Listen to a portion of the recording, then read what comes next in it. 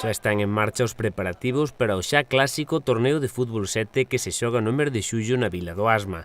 O Chantada Atlético impulsa esta cita deportiva que chega a súa quinta edición da man de varios patrocinadores locais que son conscientes da importancia do apoio ao deporte e tamén da atracción de público á localidade durante eses días.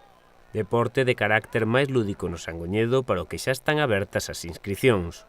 O prazo de inscripción vai estar aberto hasta o día 18 de xullo.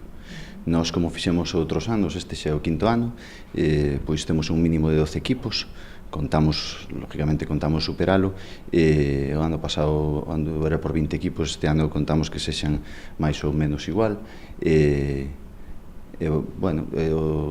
a fecha límite é o 18, e o 19 faríamos xa na cafetería Sil o sorteo de equipos, vale? Sorteo de grupos.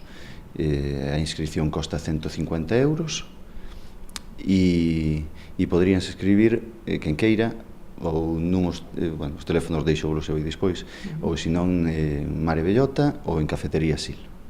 Adoitan participar equipos, supoño que de todo o sur de Lugo, non? Sí, o ano pasado viñeron equipos de Monforte, viñeron equipos de Rodeiro, viñeron equipos de Antas. Despois hai xente que se conoce xa de xogar ao fútbol moitos anos e fan equipos mesturados de varias localidades cercanas tamén, e bonito sempre.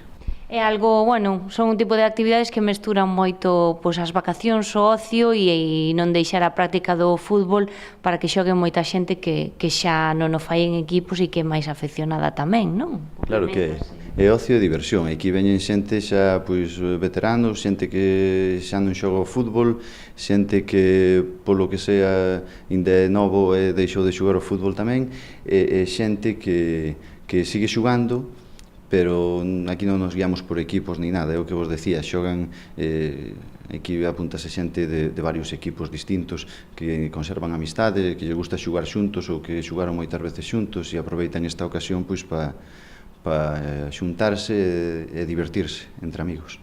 Por que vos decidisteis desde o principio a organizar isto? A organizalo, en principio, foi por